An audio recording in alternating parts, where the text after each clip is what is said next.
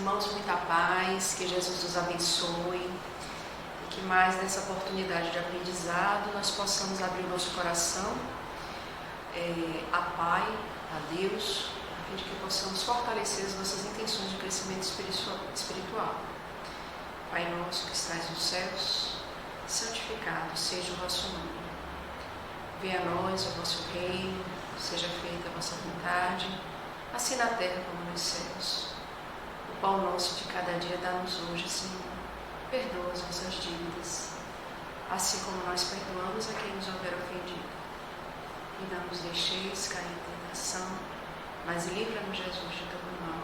Que assim seja, que Jesus nos abençoe. Eu gostaria de agradecer mais um convite fraterno da Casa Espírita para que nós possamos partilhar algumas ideias a respeito do assunto optado para hoje, não é? Nós temos uma reunião aqui no Jesus de Nazaré, muito conhecida, que é o meio-dia. Eu gostaria de contar uma pequena história a respeito dela. Há cerca de 15 anos atrás, por uma questão profissional, eu morava em Belo Horizonte. E eu tive a oportunidade no Centro Espírita Oriente, que é no bairro da Floresta, em assistir uma palestra. Tinha um grupo de estudo e entrou na sala, o tema era um tema do Evangelho. E entrou um senhor alto, magro, de cabelo com gomex, né? Que a gente estava muito educado, muito simpático, palavras comedidas, falando baixo, mas de uma profunda simpatia. Eu comecei a assistir ele falar sobre o Evangelho. Ele foi falando, mas falando de uma maneira muito diferente. Era o senhor Honório Abreu, que foi presidente da União Espírita Mineira e um dos fundadores do Grupo Espírita Emmanuel em Belo Horizonte. E eu fiquei absolutamente embevecida daquela forma, aquela maneira que tinha de estudar o Evangelho, que não usava o intelecto apenas. O intelecto era uma ferramenta, mas se utilizava muito mais do sentimento e das vias da intuição. A gente percebia espiritualidade naquele estudo do Evangelho. E aquilo me deixou absolutamente inebriada. E eu me lembrei de um caso de Adelino Silveira com Chico Xavier, né, onde Chico, assim, as pessoas buscando, aquela multidão buscando Chico Xavier, não é, muitos chorando, aquela situação sempre bastante emoção. E ele perguntou a Adelino, por que essas pessoas me procuram? Eu estou quase morrendo. Por que elas me procuram? E Adelino Silveira olhou para um lado, olhou para o outro, pensou um pouco, rapidamente algumas ideias lhe ocorreram e falou: Chico, é saudade de Jesus. Então, foi isso que eu senti, saudade de Jesus. Era uma sensação imensa de continuar ouvindo. Ele poderia falar ali um ano, eu ficaria sentada. Voltei para a Feira de Santana e cerca de 15 anos nós temos aqui instituído no nosso Jesus de Nazaré humildinho, de maneira muito tímida, nada que se compare ao que eu ouvi naqueles 3 anos que eu morei em Belo Horizonte, naquelas reuniões tão saudosas para mim. Então hoje nós vamos falar sobre uma das passagens do Evangelho, sobre essa metodologia, sobre essa forma de estudar o Evangelho. O que eu escolhi, porque eu acho muito interessante, é Zaqueu, não é? Zaqueu publicando, é a passagem do encontro de Zaqueu com Jesus. E nós vamos falar sobre esse assunto. Então, as palavras que eu vos disse são espírito e vida. Foi isso que eu encontrei naquela reunião, espírito e vida. Então não era apenas a mecânica cognitiva que poderia ser utilizada, era uma outra forma, a forma que se falava de espiritualidade. E para que a gente possa utilizar essa temática, existe uma certa metodologia utilizada. Primeiro, o conhecimento espírita, para que se possa fazer a ponte necessária entre o estudo do Evangelho e a doutrina. Segundo, o estudo também literal.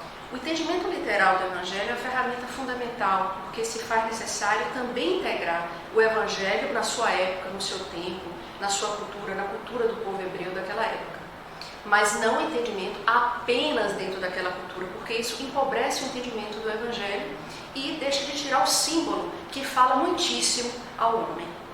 A segunda ideia é que os versículos do Evangelho, ele não é entendido apenas no seu conteúdo total.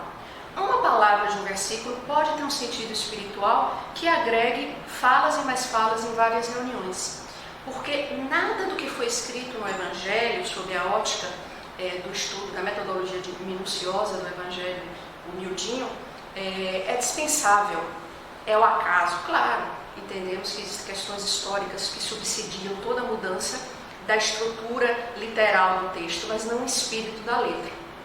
Então, tudo é válido e tudo pode ser interpretado. Uma frase, uma palavra, uma expressão, um versículo ou vários versículos. E o terceiro, o sentido que nós buscamos é o sentido espiritual. E quando a gente busca o sentido espiritual do Evangelho, algumas perguntas são necessárias, segundo essa metodologia. Primeiro, onde? Onde ocorreu aquela passagem do Evangelho? Então, os lugares onde Jesus passou têm um significado didático para o homem que vai acessar o Evangelho depois. Então, quando se fala da Galileia, induz-se a pensar na simplicidade. Quando se fala em Jerusalém, busca de espiritualidade. Quando se fala em Jericó, fala-se em busca do que é material e transitório. Quando se fala à beira do caminho, se entende algo ao largo. Enfim, onde traz muitas respostas às perguntas que são feitas à altura do Espírito. A segunda pergunta, quem? Todas as figuras do Evangelho, as personagens que ali povoam aquelas letras luminosas, elas dizem algo da nossa psique mais profunda. Então, quando nós falamos do fariseu, é o fariseu em nós. Quando nós falamos de Levi, é o Levi em nós. Quando nós falamos de Nicodemos, é o Nicodemos em nós. E toda a característica psicológica dessas pessoas e que encerram elementos profundos da nossa personalidade. Então, quando nós falamos, por exemplo, da determinação de Zaqueu, nós estamos falando da nossa percepção de determinação. Quando nós falamos da negação de Pedro, da vacilação de Pedro, do medo de Pedro, nós estamos falando na nossa fragilidade. Então, todas as personagens do Evangelho falam de nós mesmos, como uma produção arquetípica, absolutamente didática e útil para o nosso crescimento espiritual. A terceira pergunta que se faz e que se obtém resposta quando se estuda sobre o olhar espiritual ao Evangelho: quem, onde, como? Como foi? Como entrou? Como saiu? Então, todos esses elementos indicam uma fala que Jesus quis dizer. Quando se fala em topografia, por exemplo, fala subir ao monte, uma busca ao alto. Quando se fala do tempo, quando? À noite, por exemplo. Fala da nossa ignorância espiritual. Quando se fala do dia, se fala sobre a nossa claridade espiritual, sobre a nossa lucidez, a nossa possibilidade de lucidez espiritual dentro daquela circunstância do Evangelho. Então, todas essas perguntas são perguntas a serem respondidas quando se estuda os versículos. E até o tempo verbal que se utiliza, o verbo que se utiliza, que fala muito de como ocorreu aquele fato. Então, todos esses elementos, que são elementos indicativos sob a batuta do miudinho, são utilizados no nosso estudo. E existe um outro elemento muito importante, que é esse que está nas primeiras folhas do prefácio de Caminho, Verdade e Vida, psicografado por Chico, escrito por Chico, escrito por Emmanuel, mas psicografado por Chico, que é esse versículo que está na segunda epístola de Pedro. Sabendo primeiramente isto, que nenhuma profecia da Escritura é de particular interpretação. Isso nos sinaliza que a interpretação do Evangelho tem a ver com o nosso nível de evolução. Não é verdade? Então existe aquele indivíduo que vai compreender o Evangelho de maneira mais literal, aquele de maneira mais espiritualizada, mais simbólica, e todos têm uma maneira de compreender, e cada um vai seguir sob a sede da sua própria busca de espiritualidade. Mas as respostas dentro do cunho coletivo, no que se pode entender de espiritualidade, ali está. E um caso muito interessante se fala que conta esse caso, é o Divaldo, que uma pessoa falou para ele: olha, eu cheguei à conclusão que Jesus era alcoólatra. Alcoólatra? Sim. Ele foi para as bodas de Caná, bebeu, depois falou: quem é minha mãe? Quem são meus irmãos? Então, quando você vê uma história dessa, é a maneira como o indivíduo interpreta. É o que ele alcançou para entender sobre as nuances do Evangelho. Então, essa é a proposta do estudo da nossa reunião de hoje. Muito bem. O primeiro versículo: e tendo entrado Jesus, atravessava Jericó. Está lá, Lucas capítulo 19, versículo 1 ao 10. O que acontece é que é privativo de Lucas, segundo Carlos Pastorino, essa passagem. E utiliza o nome, Zaqueu. Ele identifica o que é incomum isso em Lucas, o que dá veracidade que de fato aquela circunstância ocorreu. E ele coloca, tendo entrado, atravessado. Então Jesus não ficou. Ele não ficou em Jericó, ele só atravessou.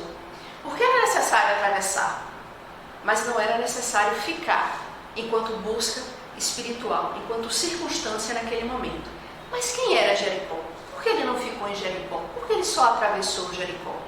E essa é uma oportunidade muito interessante, porque foi a última oportunidade de Jesus encarnado aqui na Terra de estar em Jericó, antes de ser crucificado. Então tem muito significado tudo isso que a gente vai estudar aqui.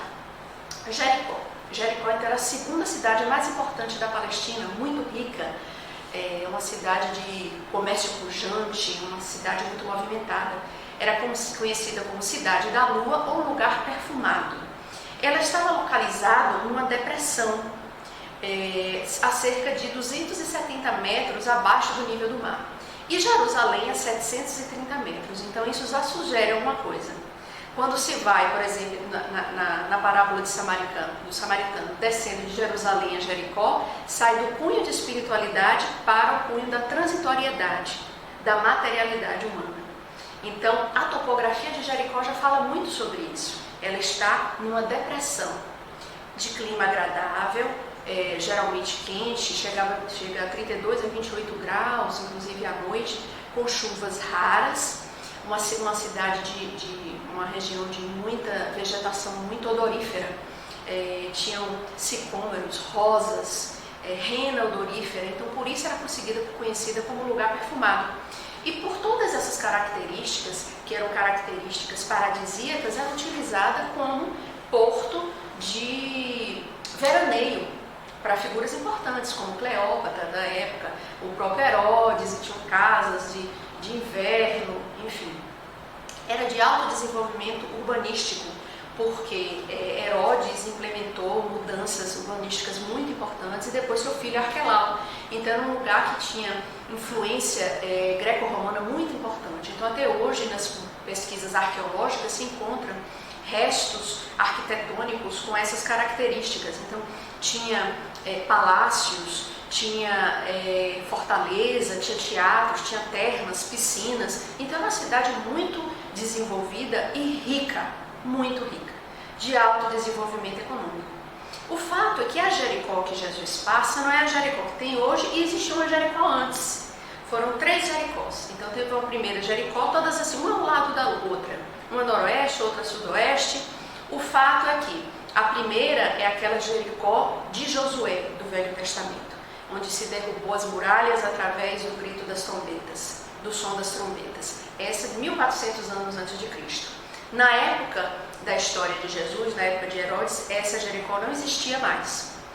Depois, essa a terceira Jericó, que é a atual, hoje é uma pequena vila com cerca de 10 mil habitantes, não se encontram mais as palmeiras, não se encontram mais as árvores odoríferas e algumas igreja, um mosteiro russo, uma igreja grega, enfim, nada do que possa lembrar aquela Jericó da época de Jesus.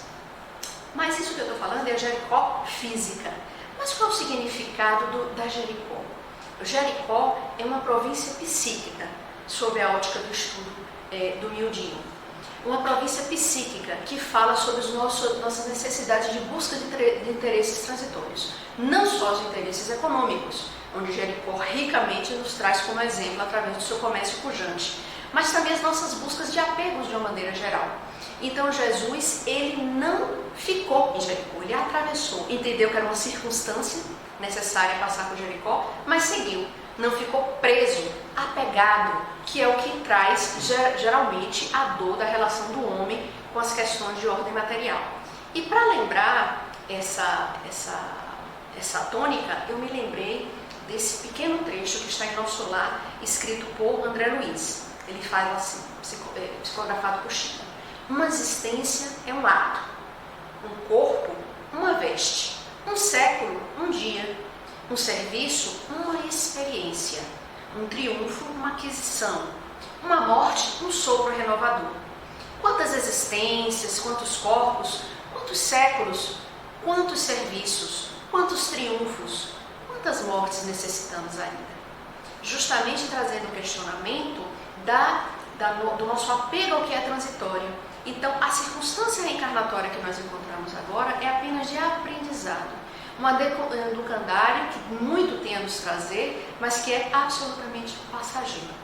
E sob essa ótica, que é o olhar do espírito, e o olhar do espírito espírita, nos faz entender o Jericó como uma província psíquica que muitas vezes nós nos abrigamos e trazemos, às vezes, muitas consequências dolorosas sobre esse respeito. E ainda, o nosso Emmanuel, em Caminho, Verdade e Vida, nos traz essa informação, esse texto. Se teus desejos repousam nas aquisições factícias, relativamente a situações passageiras ou a patrimônios fadados ao apodrecimento, renova enquanto é tempo a visão espiritual, porque de nada vale ganhar um mundo que te não pertence e perderes a ti mesmo, indefinidamente para a vida imortal. Então, essa fala de Emmanuel congrega o significado de ter Jesus apenas atravessado Jericó. O versículo seguinte: e eis que um varão chamado pelo nome de Zaqueu, que era chefe dos publicanos e rico. Então aqui está a informação inicial da passagem, identificando o Zaqueu, né? Dando um nome à pessoa. Zaqueu significa puro, reto, justo. E ele era um homem chefe dos publicanos. Ser publicano naquela época já era muito problemático. Os publicanos eram os arredatados. Então, assim, o publicano, ele tinha o Império Romano, ele leiloava a possibilidade de pessoas arrecadarem impostos do povo submetido, no caso do povo hebreu. O indivíduo comprava essa licença dada pelo Império Romano, pagava adiantadamente o que ele poderia colher desses impostos e depois, através dos seus servidores e publicanos de segunda instância, iriam cobrar da população aqueles impostos de acordo com o seu interesse. Sobre essa maneira de cobrar, ele poderia extorquir, ganhando muito dinheiro e ficando muito rico, ou ele poderia ser justo. O que ocorria de uma maneira geral é que ele cobrava muito e ficava muito rico. E para ser publicano já precisava ser rico, porque ele deveria adquirir essa licença do Império Romano. E por conta disso, eram pessoas odiadas pelo seu povo. Os publicanos eram odiados, inclusive no Talmud, eles eram proibidos de serem tomados como juízes ou testemunhas durante os processos. Tal forma era desconsiderada a sua posição social. Então, eles eram odiados porque eles eram ricos, eles eram odiados porque eles extorquiam. E existia um problema muito sério, porque eles, como eles não tinham convívio, uma aceitação do seu povo, eles se direcionavam ao povo estrangeiro. E também não era, evidentemente, isso muito bem visto pelo povo hebreu, que era dominado, submisso ao poder romano. E evidentemente também que eles não eram bem acolhidos pelo povo de Roma. Então, como fala Jorge Damas no seu livro 13º Apóstolo, era muito, mas muito difícil a vida do publicano. Então Zaqueu não só era publicano, como ele era rico. Muito bem. E ele era chefe dos publicanos em Jericó, que era uma cidade riquíssima. Então imagina, né? Ele era muito odiado, né, pelos seus parceiros, né? Muito bem. E Teócrito, que é um poeta grego, já falava: entre as feras mais bravas, quais são as mais cruéis? Ele mesmo replicou: os ursos, os leões da montanha os publicanos e os caluniadores das cidades. Então, só para a gente ter uma ideia da circunstância evolutiva que se encontrava Zaqueu perante o seu meio social e perante a si próprio. Muito bem. O versículo seguinte, o versículo 3. Procurava ver quem era Jesus, mas não podia, por causa da turba, porque ele era pequeno na estatura. Ele buscava, ele procurava ver quem era Jesus. Ele movimentava, ele arregimentava forças dentro de si para sair daquele padrão psíquico que não mais preenchia a sede de espiritualidade que ele buscava. Ele já estava entediado de dinheiro, ele já estava entediado de aquisições materiais, de considerações periféricas, de aceitações periféricas sociais por conta do seu enriquecimento. Ele buscava Jesus, ele procurava algo novo, ele precisava sair daquele nível, ele estava movimentando forças, buscando, mas ele não podia. E não podia por quê? Por causa da turba. A turba não é só o movimento externo, existia uma turba concreta, que era a multidão, aquela multidão que o desaprovava e que de forma nenhuma iria acolher ele naquela busca. Mas existe também uma turba interna, uma multidão interna que nos impede de buscar o nosso crescimento espiritual e que sempre nos convida a botar um passo atrás. É essa turba que dificultava o acesso de Zaqueu a Jesus. Mas tinha algo muito importante, ele era pequeno na estatura. E é muito interessante essa observação, porque é uma autoanálise. Ele percebia a sua condição espiritual. Ele sabia que ele era pequeno, que ele muito ainda precisava para alcançar. E existia uma dificuldade inerente à sua condição evolutiva, que era a sua pequenez. Mas mesmo com todas as dificuldades, ele buscou Jesus. Mesmo com a turba, mesmo com as considerações sociais falando, não, você não é considerado, acolhido, aprovado, mesmo que a sua consciência gritasse, você trai o seu povo, mesmo que todas as dificuldades morais, ele buscou Jesus. E Jesus sabia disso, por isso que ele foi até Jericó. E aí segue. No Pão Nosso, uma mensagem de Emmanuel, a procura constitui-se de esforço seletivo. Essa mensagem é muito interessante, o título dela são 3 imperativos: pedir, buscar, bater. E ele considera nessa mensagem que não é pedir por pedir, ou buscar por buscar, ou bater em qualquer porta. Existe a necessidade de esforço seletivo. O campo jaz repleto de solicitações inferiores. Algumas delas reclamavam de sugestões brilhantes. É indispensável localizar a ação digna e santificadora. Muitos perseguem miragens perigosas à maneira das mariposas que se apaixonam pela claridade de um incêndio, chegam de longe, acercam-se das chamas e consomem a bênção do corpo. Então não é simplesmente buscar qualquer coisa e se empavonar com qualquer coisa, é saber o que busca. Se aquela busca traz um sentido espiritual, se traz um sentido de permanência, não é? Um sentido de espírito e não de matéria. Porque buscar por buscar, eu posso buscar ganhar a Mega Sena e passar o resto da minha reencarnação fazendo o jogo da Mega Sena. Então o que eu busco? Qual o sentido? Então ele soube buscar o que era melhor. Como também Bartimeu soube escolher o que era melhor. O que queres que eu faça? Que eu veja. Não é? E aí André Luiz também nos presenteia com uma informação a respeito daquela parte da constatação de Zaqueu, da sua condição espiritual. André Luiz fala assim, a opinião espírita: portanto, para acertar, não devemos fugir ao conhece-te a ti mesmo, que principia na intimidade da alma, com esforço da vigilância inferior. Então, se a gente não conhece a nossa condição espiritual, a gente vai saber que caminho trilhar. Como não enfrentar as esferas interiores que todas as vezes nos convidam para caminhos equivocados? Então, conhece-te a ti mesmo é um balizador para esse crescimento, para essa busca que se principia na intimidade da alma. Este trabalho analítico de dentro e para dentro nasce da humildade, para que haja uma constatação diagnóstica do que somos. Então, nasce da humildade, da intenção de acertar com o bem, demonstrando para nós próprios o exato valor de nossas possibilidades em qualquer manifestação. Então, uma mensagem dessa é para anotar, dobrar e colocar embaixo do travesseiro e ler todos os dias. Porque Zaqueu, quando ele constatou a sua estatura, que não era física, era estatura espiritual, ele entendia que precisava de recursos espirituais para alcançar Jesus, para buscar a condição crística. E o que foi que ele fez? Ele procurou, ele buscou.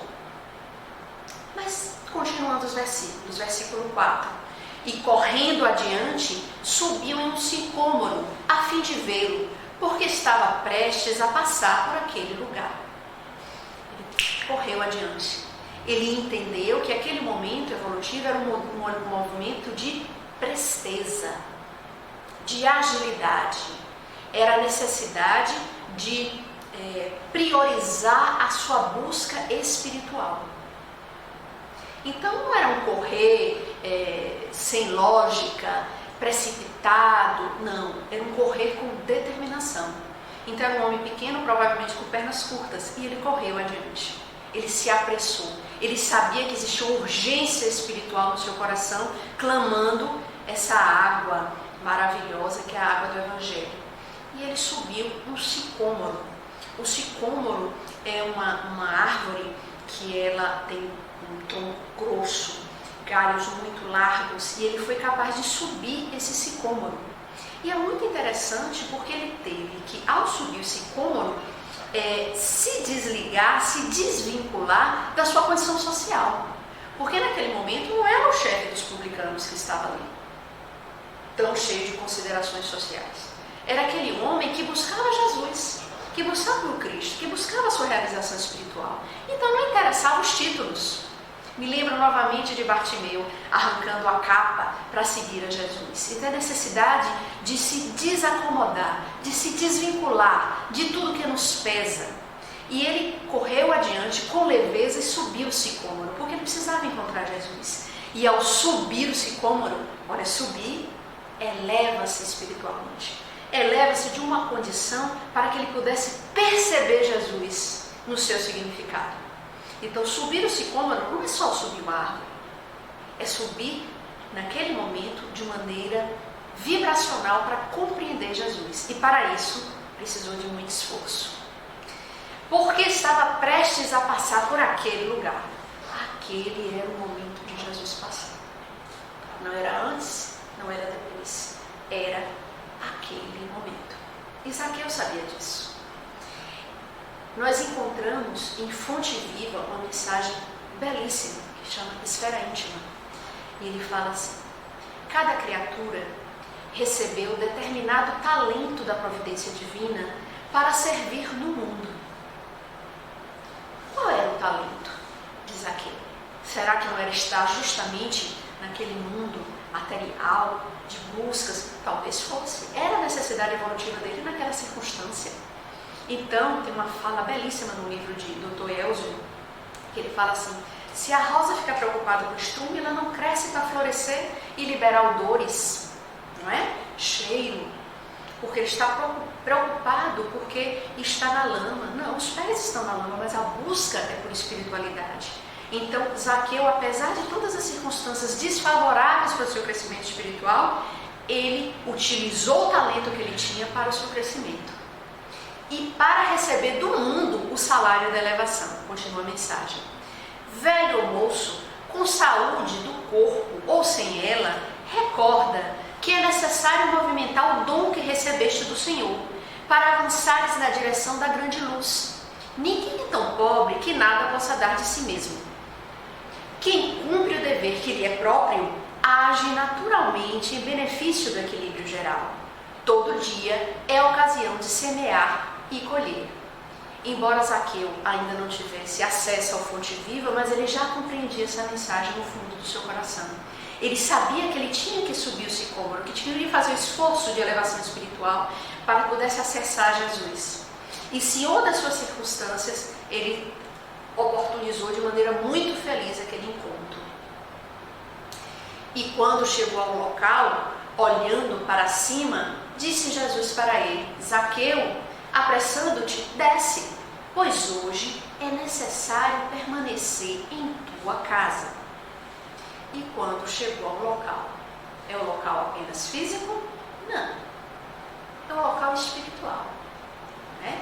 Na realidade, Deus sempre está presente, mas nós estamos com as nossas antenas psíquicas ligadas para perceber essa chegada para nós. Então Jesus chegou na condição onde Zaqueu permitiu que o convite de Jesus fosse atendido na sua inteireza espiritual, na sua busca espiritual. E ele, Jesus, olhando para cima, ou seja, alinhado com o alto, com a espiritualidade, com Deus, compreendia que aquele momento era o momento X da questão de evolução de Zaqueu. E disse para ele, convidando: Zaqueu, apressando-te, desce, busca, vem. Apesar de você já entender o meu convite, vamos agora caminhar juntos nesse mundo de dificuldades e de desacertos. Pois hoje é necessário permanecer em tua casa, na tua casa íntima, na tua casa mental. É necessário nesse momento eu pousar, não é algo permanente, é algo de passagem. Jesus estava de passagem por Jericó, então era um momento que ele ia ter com Jesus, mas que ele sofregamente ia e aprendeu profundamente aquelas instruções do Cristo no íntimo da sua alma. E Emmanuel nos lembra em Via de Luz. Verdades eternas proclamam que a felicidade não é um mito, que a vida não constitui apenas um curto período de manifestações carnais na terra, que a paz é tesouro dos filhos de Deus, que a grandeza divina é a maravilhosa destinação das criaturas. No entanto, para receber tão altos dons é indispensável erguer os olhos, elevar o entendimento e santificar os raciocínios. Porque às vezes nós somos extremamente hábeis, um homem tão desenvolvido do intelecto, somos tão desenvolvidos nos raciocínios, estamos às vezes transformando nossa doutrina apenas no preenchimento de conhecimento que atinge a nossa máquina cerebral. Mas nós estamos empobrecendo os nossos olhos de ver, nossos ouvidos de ouvir com o Espírito, que é santificando os raciocínios. Então, para que se entenda essa circunstância de felicidade, de busca espiritual, é necessário elevar o entendimento e olhar mais adiante, elevar os olhos, que foi o que Jesus fez naquela circunstância, simbolizando essa busca espiritual de Zaqueu.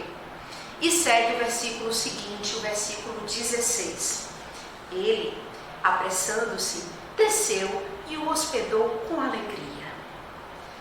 E ele, apressando-se, desceu. Mais uma vez, determinação, prioridade. Jesus, é isso agora que eu tenho que fazer. Ele obedeceu. Obedeceu. E é muito interessante porque, lendo a obra do Nildinho, eu encontrei um comentário de Sr. Honório que eu achei tão bonito. Ele fala assim, que a necessidade de obediência, a necessidade de compreender o projeto divino dentro de nós. E para tal, a necessidade de saber ler esse projeto divino em nós. Precisa de clareza, de perceber as nuances que tem a ver com nossa realidade espiritual. E para tanto, a necessidade de obediência se verifica contundente na nossa reencarnação, através dos chamados das circunstâncias familiares, das circunstâncias profissionais, sociais, dos fenômenos que ocorrem na nossa vida através dos anos que perseguimos as encarnações. E aí o Sr. Honório traz o seguinte versículo de João, capítulo 2, versículo 5, que é quando Maria, antes de Jesus transformar a água em vinho, ela pede ao filho que assim o faça, e Jesus, anuindo o pedido materno, ela orienta os servidores: fazei tudo quanto ele vos disser. Então, esse é o chamado de obediência a Jesus, que é o nosso chamado interno de espiritualidade. Esquecer a turba, a multidão, tentar abafar um pouco esse movimento e entender o que Deus quer de mim. E o hospedou com alegria. Que beleza! Como não receber Jesus com alegria? Como não? Era o júbilo espiritual, era tudo que ele buscava, a oportunidade de se transformar num seguidor de Jesus. E aí, Kardec, na sua questão 117, fala de forma muito clara a necessidade de obediência. A pergunta que ele faz aos espíritos é o seguinte: depende dos espíritos apressar seu progresso para a perfeição? Aí os espíritos respondem: certamente, eles o alcançam mais ou menos rapidamente, segundo o seu desejo e sua submissão à vontade de Deus. Uma criança dócil não se instrui mais rapidamente que uma criança insubmissa.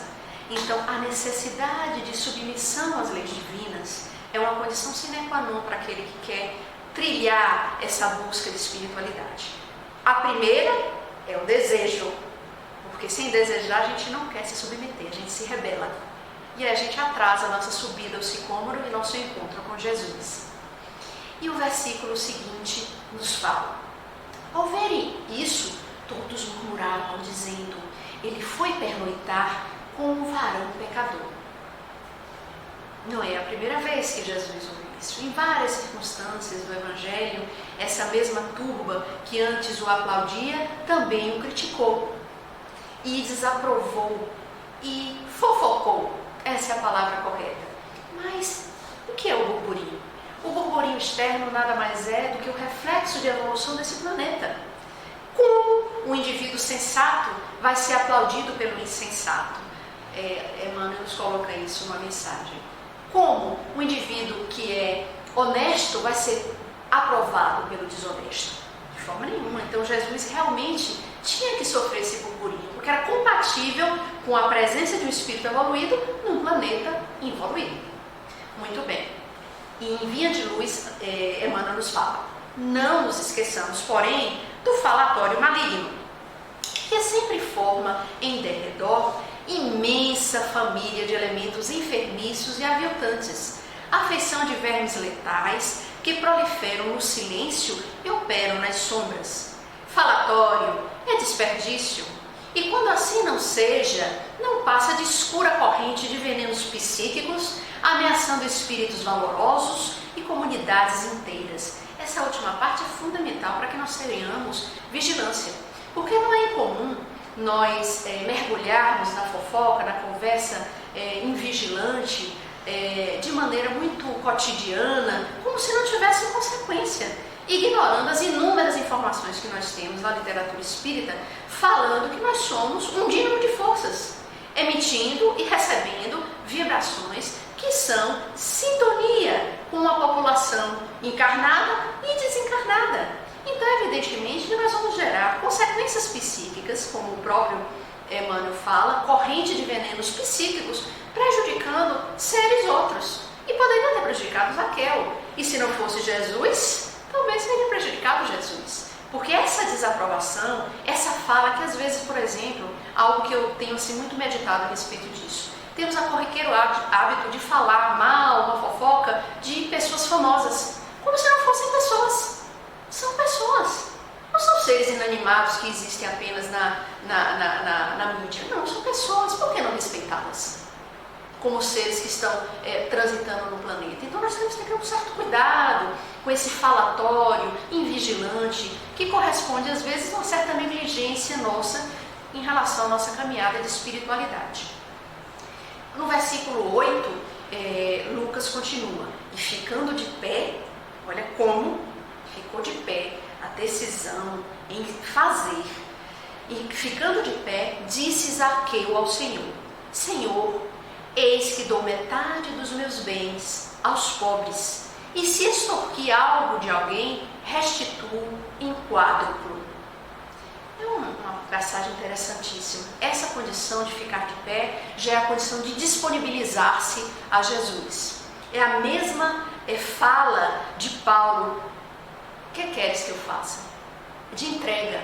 Ficar de pé era isso, é se dispor a Jesus. E ele fala apressadamente: eis que dou metade dos meus bens.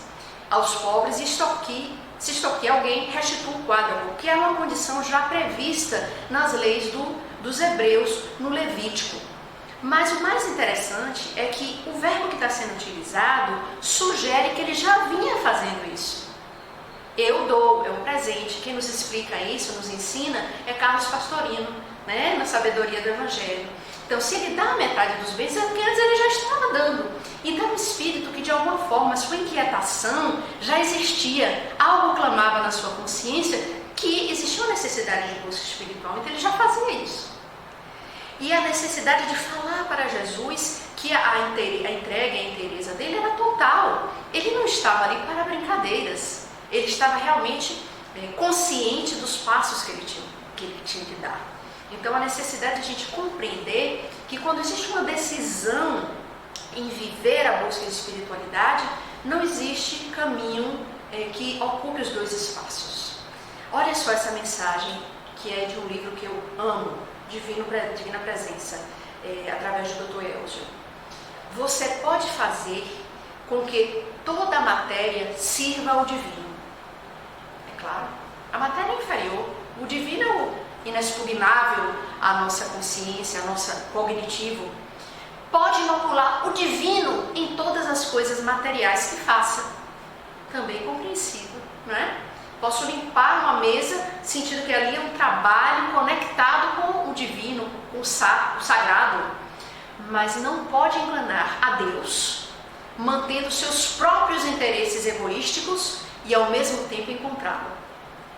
É de uma clareza perturbadora essa fala. E é isso que Zaqueu queria buscar na fala dele, que era de um homem que ganhava dinheiro, que lidava com dinheiro, que se via toda hora tentado a buscar de forma,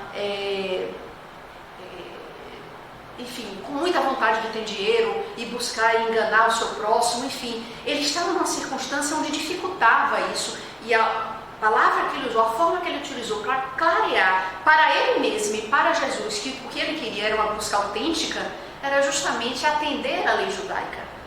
E aí está, ele não queria atender o próprio interesse egoístico e encontrar a Jesus. Ele queria seguir a Jesus, porque ele sabia que essas duas escolhas não cabiam no mesmo espaço. Não há como.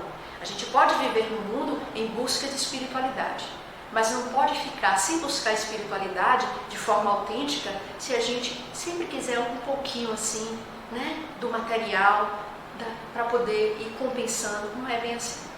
A busca autêntica, ela precisa dessa clareza com que Zaqueu tentou externar no seu processo de busca com Jesus. Disse-lhe Jesus: hoje houve salvação nesta casa, porque este também é filho de Abraão. É uma mensagem assim, isso é muito bonito, não é? Houve salvação. O que é salvação? Não é? Às vezes nós temos a interpretação de que salvar é tirar o indivíduo do perigo, impedindo ele de fazer o esforço necessário para o seu crescimento. Então, salvação não é tirar o indivíduo do caminho que ele precisa trilhar. Não é isso. Salvar significa tirar o indivíduo daquela dificuldade para que ele possa caminhar com as próprias pernas. E essa mensagem, que é a mensagem que eu vou ler, que tem Caminho, Verdade e Vida, Emmanuel fala justamente do caminho de Pedro. O versículo que é utilizado, que nós vamos ler mais adiante, é: e tu, quando te converteres, confirme teus irmãos. Isso Jesus fala para Pedro. Isso antes de ser crucificado, antes de ir para o Calvário. Ou seja, ele já tinha vivido 3 anos com Jesus, visto curas, visto multiplicações de pães, visto tudo. Mas ali, naquele momento, depois de 3 anos de convívio com Jesus, olha qual era a fala de Jesus para Pedro: quando te converteres, ou seja, até ali, Pedro não havia sido convertido. E isso se verificou na negação, não é? É um caminho necessário lá naquela evolução do Pedro. Mas é muito interessante a gente perceber que para Pedro ser convertido, ele precisou passar pelas dificuldades de Jerusalém. Todas as nuances da sua busca interior, dos seus conflitos interiores, das suas lutas, das suas dores internas. Ele precisou seguir à frente diante da igreja de Jerusalém. Ele precisou ser crucificado de ponta cabeça. Aí sim, ele foi capaz de oferecer o testemunho. Aí sim, ele estava convertido. Então, quando Jesus fala, houve salvação nesta casa, Jesus fala, começou agora. Nesse momento eu te acordei. Então, salvar não é tirar o indivíduo do caminho necessário a ser trilhado. É colocá-lo no caminho a ser trilhado. E aí ele segue. Salvação nesta casa mental, né? Nessa casa espiritual. Porque este também é filho de Abraão, uma expressão própria da cultura judaica, não é? Trazendo assim uma legitimação de que pertencia àquele grupo espiritual que já estava no patamar superior, que já entendia o Deus único, a busca de espiritualidade um tanto diferente ainda dos povos pagãos. Enfim, ele entendia que naquele momento Zaqueu compreendeu qual era o chamado da lei divina.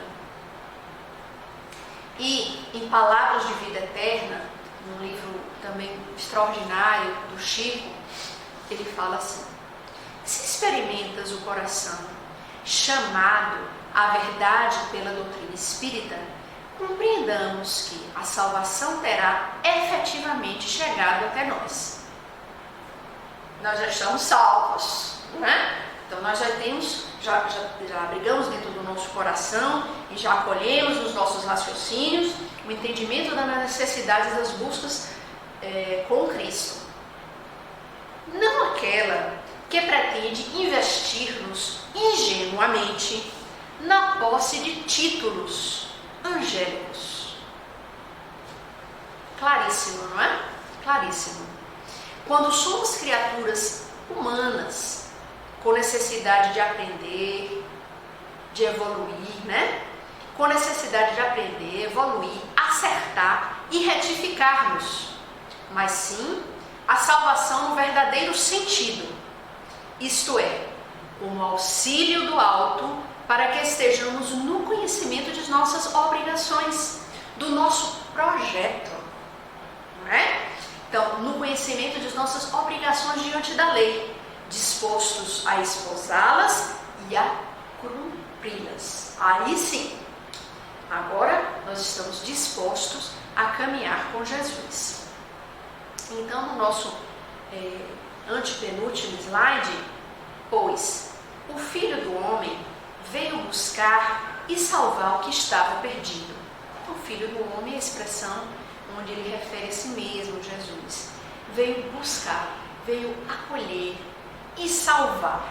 Então, salvar foi encaminhar Zaqueu a uma nova percepção, a uma nova maneira de trilhar esse caminho de evolução que estava perdido. E que nos esclarece a respeito disso em Caminho, Verdade e Vida.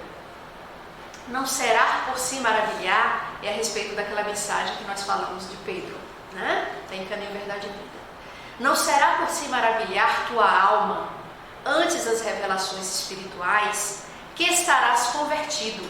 Eu me lembrei de Humberto Roden, que ele fala assim: não existe alo-redenção, existe auto-redenção. Então não é porque o indivíduo naquele momento tinha sido salvo por Jesus, porque foi isso que aconteceu, que se verificou, é que ele não vai trilhar a sua própria redenção. Então Jesus não poderia fazer uma mágica. Cabia a Zaqueu trilhar o próprio caminho. Cabia a Zaqueu ver, verificar, aferir o seu aprendizado.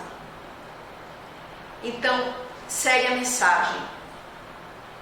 Simão Pedro presenciou essas revelações com o próprio Messias e custou muito a obter títulos. Trabalhemos, portanto, por nos convertermos. Somente nessas condições estaremos habilitados para o testemunho. Né? Então, solicitando a nossa responsabilidade pelas condições de ter reencarnado no Brasil, de ter reencarnado numa condição X ou Y social, na condição X ou Y sexual, na condição da inserção no seio religioso ou não. As circunstâncias que nós temos são as melhores que se verificam para a nossa caminhada evolutiva. Então a necessidade de se converter é se apropriar dessas circunstâncias, que são circunstâncias direcionadas do alto como um projeto de evolução para nós.